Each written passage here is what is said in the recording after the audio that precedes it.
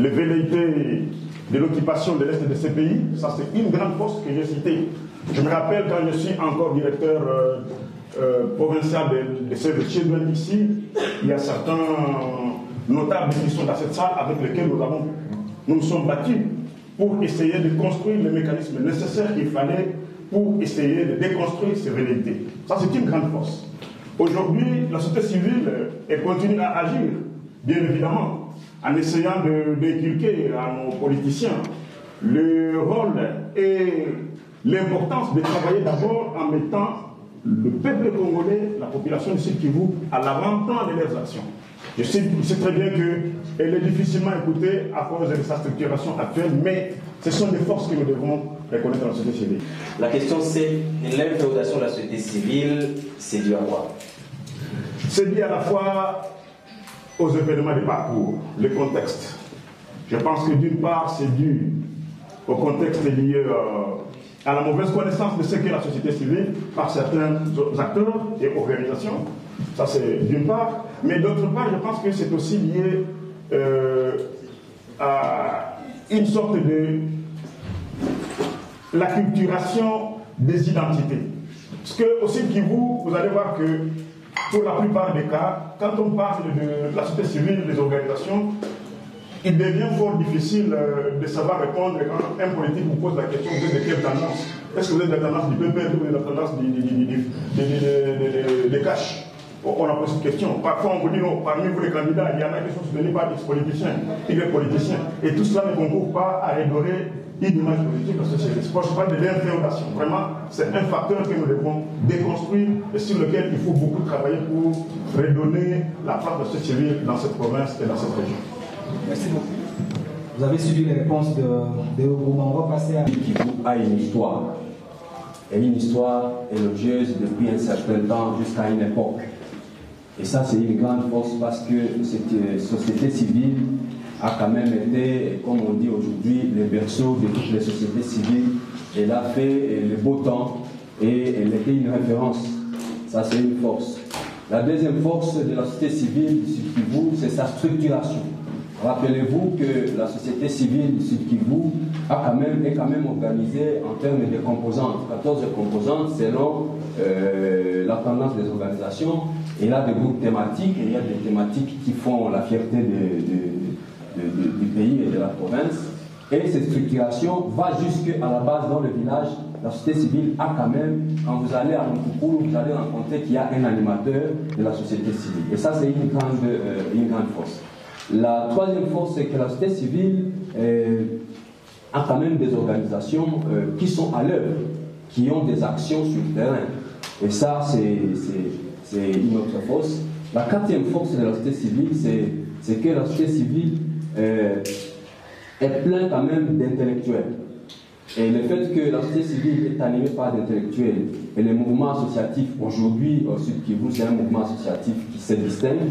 Je crois que tout ça sont des forces. Et la cinquième force, c'est que la société civile a quand même une constitution qui la dirige.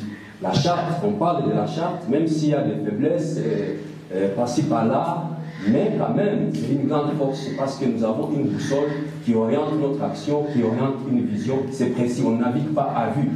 Alors, et si aujourd'hui, maintenant, on doit parler des faiblesses de la société civile, c'est au regard du fait que les animateurs ne respectent pas les prescrits de ce qui est touché dans la charte de la société civile.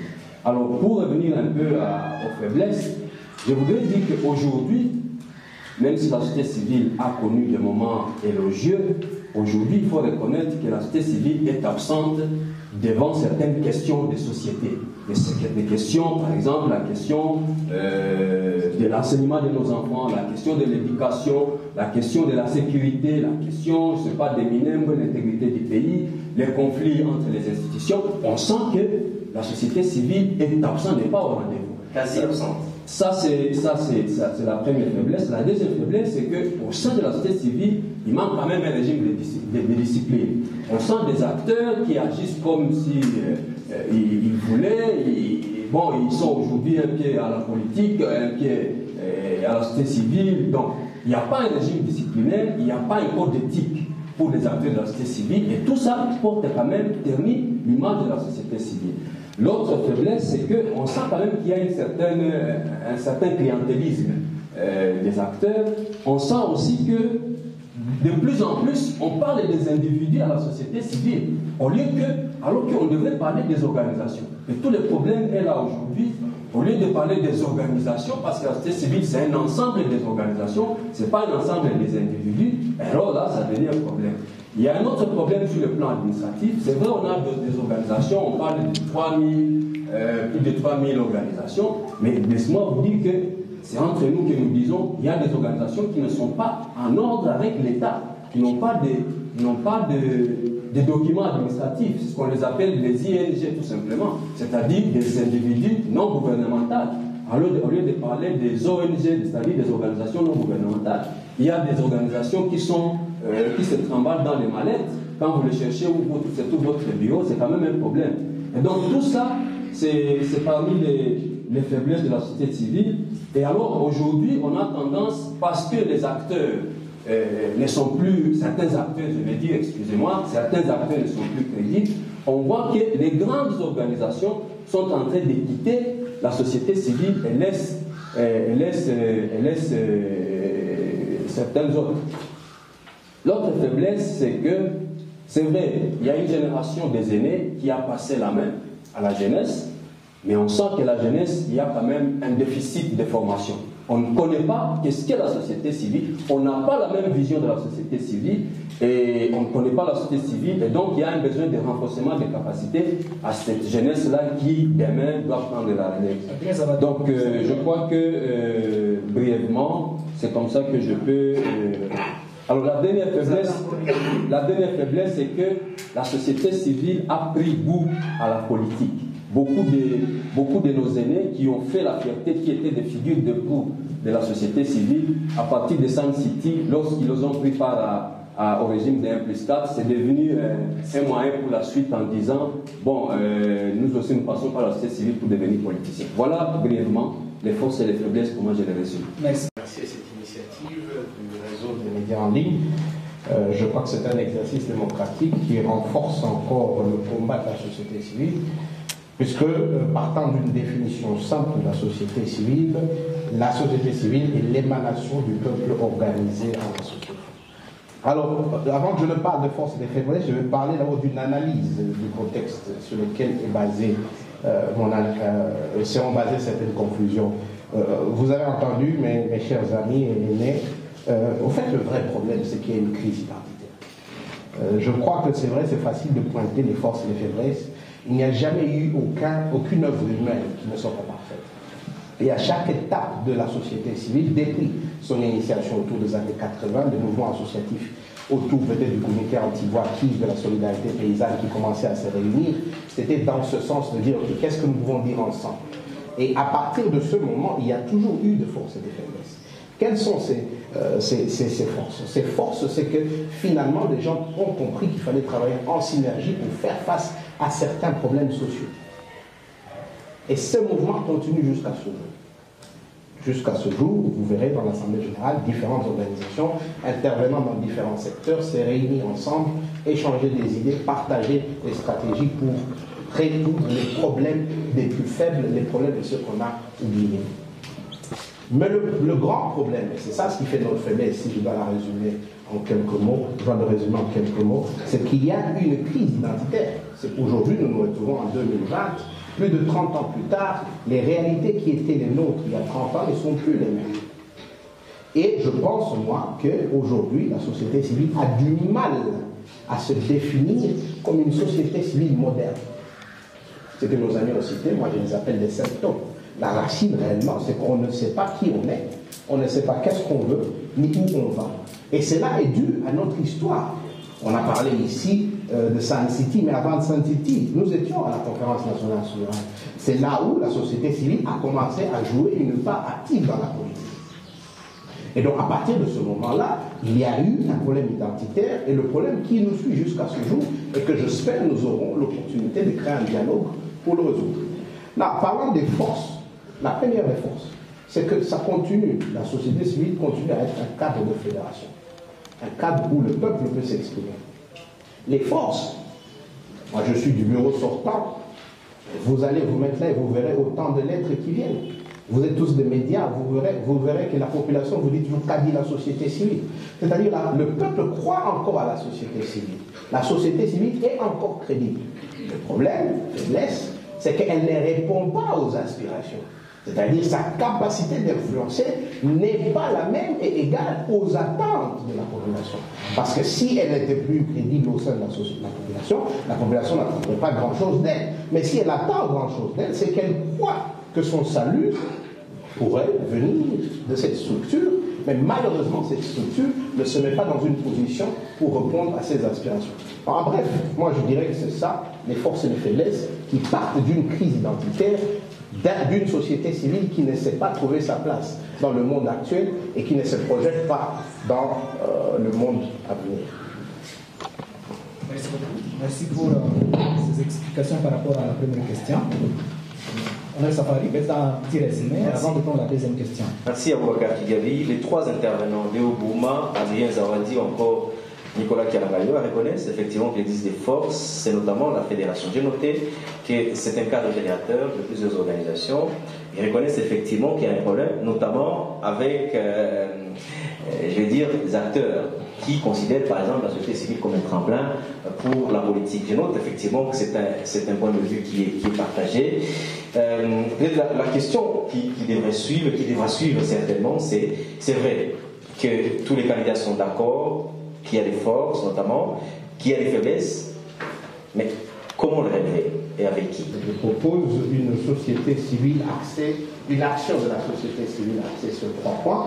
Il s'agit pour moi d'une vue d'oiseau. Je ne vais pas aller en détail. Je pense qu'il s'agit d'une réponse plus ou moins philosophique qui nous permette de trouver cette identité d'une société civile moderne.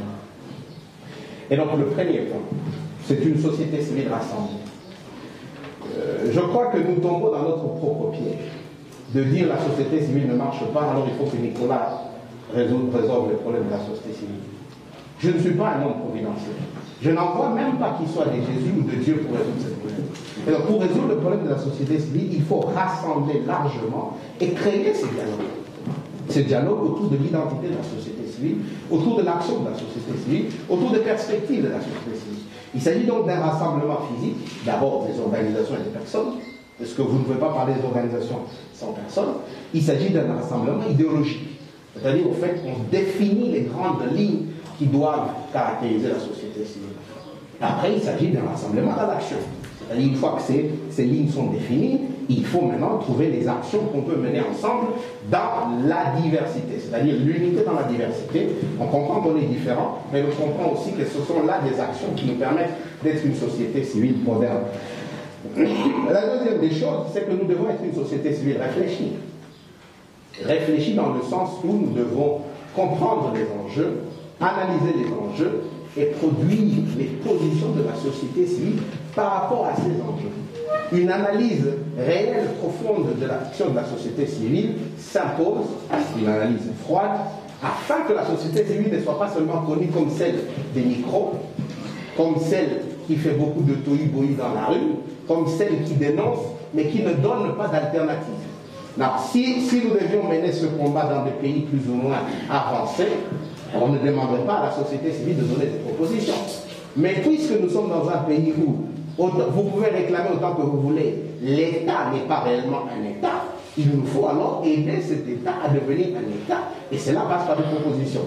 Quand je parlais de rassembler, je reconnais que la société civile réunit autant d'expertise dans tous les secteurs de la vie, il faut les mettre à profit. Le dernier point, c'est l'influence, une société civile influente. Le peuple nous attend, non pas dans les discussions, non pas dans les rassemblements, mais plutôt dans l'action qui change leur vie. Alors, il faut comprendre aussi les partis. Au fait, la société civile sera influente par rapport à quoi? Il y a quatre grands partis. Vous restez qu'avec une minute 30. Et je suis en train de terminer. Il y a d'abord la population. Nous sommes l'émanation de la population réunie en association. cette population doit se retrouver dans l'action de la société civile. Et si aujourd'hui on dit tout ce que l'on dit, c'est parce que quelque part, la population ne voit pas ce qui est fait.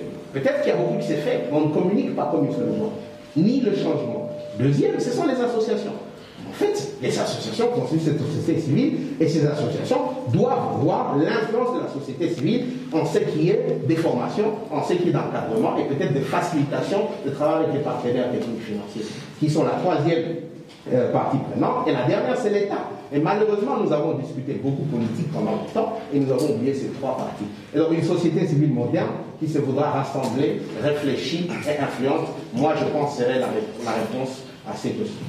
Adrien Zawadi, pour la même question. Lorsque on écoute les émissions des micro-trottoirs que vous passez dans la rue sur la société civile, on sent que la population ne croit plus aux actions de la société civile.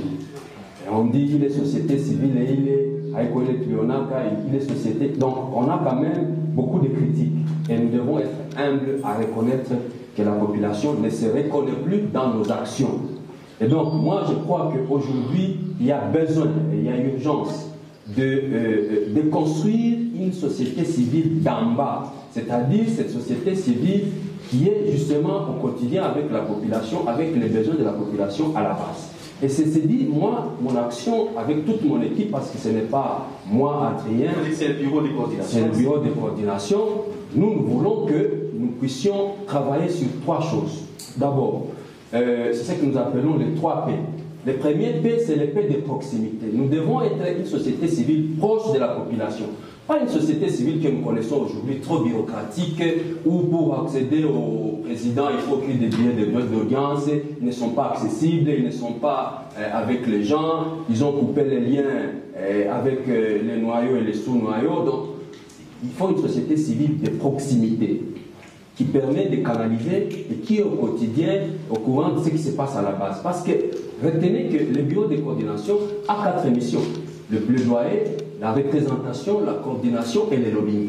Comment pouvez-vous faire un plaidoyer si vous ne connaissez pas les vrais problèmes à la base? C'est vrai, il y a des correspondances qui viennent de la base, mais qu'est-ce qu'on en fait? Est-ce qu'il y a un feedback par rapport à ces correspondances que les noyaux envoient? Donc il y a ces besoins, et moi je crois qu'aujourd'hui, pour que la société civile soit au rendez-vous, il faut une société civile de proximité. Ça, c'est le premier P. Mon deuxième P, c'est le P de partenariat. C'est vrai, nous devons interagir avec les institutions politiques, les gestionnaires de la cité, mais aussi avec les partenaires techniques et financiers. Cependant, ces partenariats-là ne doivent pas signifier l'inféodation. Parce qu'on a eu l'impression, et ça c'est par analyse, on a l'impression que, puisque nous sommes partenaires au maire de la ville, on ne peut plus faire pression sur les maires de la ville. Puisqu'on est partenaire au pouvoir, non, il faut amadouer le pouvoir. Non, c'est un partenariat où on donne des propositions parce que nous avons droit au chapitre. Nous devons donner des propositions. Chapitre pas dans les sens. Non, pas dans les sens de la mangeoire. Non. Donner notre point de vue sur comment on gère notre cité. Et donc, nous devons donner des propositions, mais aussi des critiques constructives. Donc, ça, c'est le deuxième P que moi j'estime que les bureaux sur lesquels devraient travailler. Et le troisième P, c'est pour moi la pression. Parce que le plaidoyer, c'est vrai, la politique ne donne rien gratuitement. Alors, et nous avons une seule arme pour nous, c'est la pression. La société civile, c'est aussi la mobilisation sociale sur des questions de société. On doit être un bureau qui soit capable de mobiliser sur une question. Parce que parfois, les politiciens n'écoutent que la pression. Et donc, pour moi, les 3 P là, c'est fondamental. Mais il y a des préalables. Mais parmi les préalables, c'est qu'il faut quand même se fonder, il faut se baser, il faut professionnaliser et responsabiliser les 18 groupes thématiques. Nous avons des groupes thématiques qui sont spécialisés dans les secteurs des mines, dans les secteurs de l'éducation. Ce sont ces groupes thématiques-là qui devraient nous donner des éléments et les défis auxquels chaque secteur de la vie nationale est buté. Et donc, on doit professionnaliser et responsabiliser ces groupes thématiques. On doit aussi professionnaliser et responsabiliser les composantes. Et on doit aussi responsabiliser et professionnaliser nos noyaux territoriaux. On ne doit plus avoir un animateur du noyau territorial qui va dans un cachot de la police et qui ouvre le cachot et dit « Allez, sortez de tout cela ». Ça, ce n'est pas connaître son rôle. Et donc, nos animateurs à la base, pour que cette société civile, parce que c'est un corps, maîtrise sa mission, il faut que nous puissions renforcer les capacités de nos acteurs autour de l'identité de la société civile, autour de la mission de la société civile et autour des objectifs et des moyens de pression de la société civile. Et enfin, le troisième fait, j'ai dit, c'est la pression. Donc, je crois que, mais à côté de ça, il faut aussi lutter contre le monnayage des actions, parce que parmi nous, il faut le reconnaître, il y en a qui monnaient les actions de la société civile, et il faut quand même instaurer un petit système de discipline, un petit régime de discipline, et il faut aussi avoir un code d'éthique. Comment doit se comporter quand même un acteur de la société civile dans la société. Par exemple, les faiblesses de la charte, voilà, on n'a pas un certain code qui prévoit des sanctions, c'est cela? Non, en tout cas, bon, en fait, il faut aussi savoir que tel que la société civile fonctionne, on n'a pas une hiérarchie. Nous sommes dans des relations horizontales, et en cela, ça demande vous avez épuisé le temps. Ça demande quand même qu'on respecte les textes. Une fois élu président de la société civile, et que ces faiblesses que vous avez citées soient une force. Merci beaucoup. Je pense qu'il y a beaucoup de défis à relever, sincèrement. Et il y a des défis du niveau local, il y a des défis du niveau provincial, il y a des défis du niveau national, mais il y a aussi des défis du niveau régional.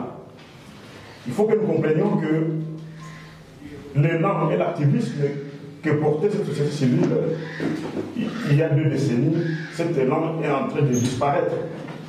Et que cet élan disparaît, d'une part, je pense que c'est à cause du développement des outils adaptés au contexte actuel.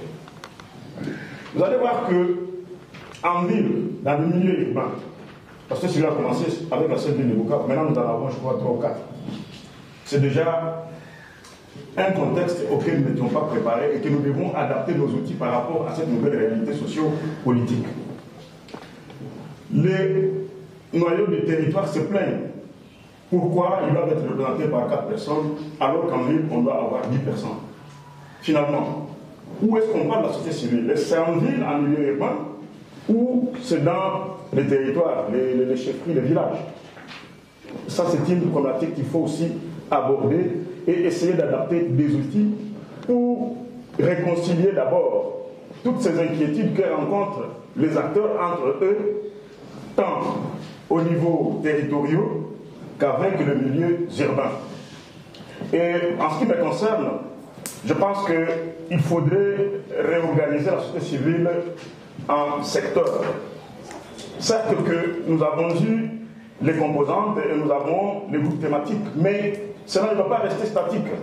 C'est des composantes et des thématiques que nous devons essayer de réadapter avec l'évolution du contexte. Et de ma part, je compte le scinder en 3 grandes composantes, si pas secteur.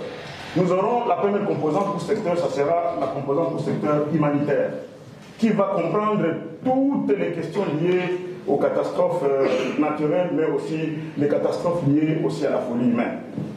Le deuxième grand secteur, ça sera le secteur de la stabilisation.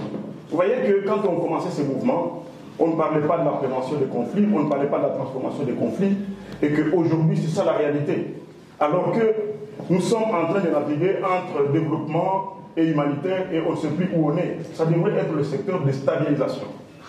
Il y a plusieurs activités que nous devons mener et où nous devons réorganiser les organisations dans cette dimension-là, de travailler sur des questions de stabilisation. Le troisième secteur et le dernier, ça sera le secteur du développement. Parce que nous sommes face à une situation, surtout au Sud Kivu, où l'humanitaire est en train de tuer complètement le développement. Et vous avez des organisations qui deviennent des organisations qui courent derrière le financement et qui oublient de construire leurs propres identités dans ce qu'on appelle les positionnements stratégiques.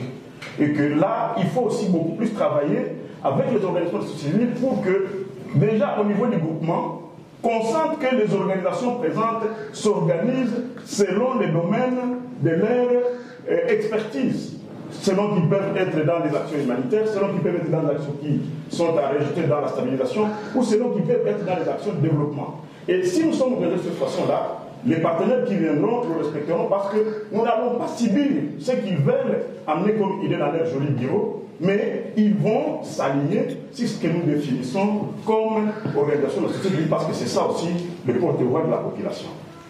Deuxième niveau, nous devons travailler avec les autorités étatiques.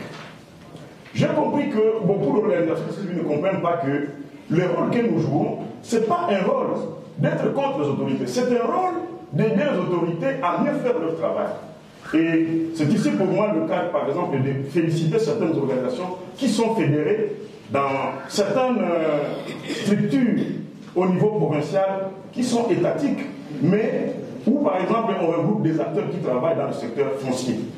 Vous avez des structures où vous avez des organisations qui travaillent dans la stabilisation, et maintenant, nous avons un ministre qui, au moins, chaque mois, il organise un forum où les acteurs parlent de leurs réalisations, et cela nous intéresse beaucoup. Au niveau national, nous devons faire porter notre voix. Il reste quand même un peu aberrant que nous ne nous soyons pas réunis au niveau de cette province pour développer le cahier de charges que nous devons remonter au niveau national. Et que nous apprenions à chaque instant que X ou Y acteur de Bukavu ou de Sud Kivu a parlé en notre nom sans comprendre le contenu de ce que exprime l'aspiration de la population de la province du Sud Kivu. Donc là aussi nous devons travailler et qu'au niveau régional, il faut comprendre que le Sud Kivu a un positionnement géographique limitrophe avec des États qui sont à la fois amis et qui sont aussi à la recherche de leur propre gain. Et que nous, comme société civile, nous devons développer aussi une dynamique de niveau régional pour agir à ce niveau. Et pour moi, je pense que nous allons développer avec les organisations de la province une stratégie de dialogue transfrontalier, de dialogue régional, pour que nous puissions faire porter la voix de la population, pas seulement de l'Est, mais aussi de la République, sur la manière coopération, la bonne manière de coopérer au niveau transfrontalier pour que nous puissions faire prôner la politique gagnant-gagnant. Que tous les acteurs sont d'accord effectivement qu'il faut faire rêver la société civile. Pour les uns, il faut arrêter effectivement que les acteurs monnaient la lutte. Pour les autres, il faut travailler sur la valeur qu'on donne, c'est-à-dire aux organisations de la société civile, notamment, tous sont d'accord. Les autres, effectivement, veulent que la représentativité, en tout cas quand on parle quand quelqu'un parle de la province du Sud Kivu, qu'on se dise c'est venu d'où, je crois que c'est là le même d'ailleurs de cette unité autour de cette unité des organisations, c'est-à-dire un point de vue.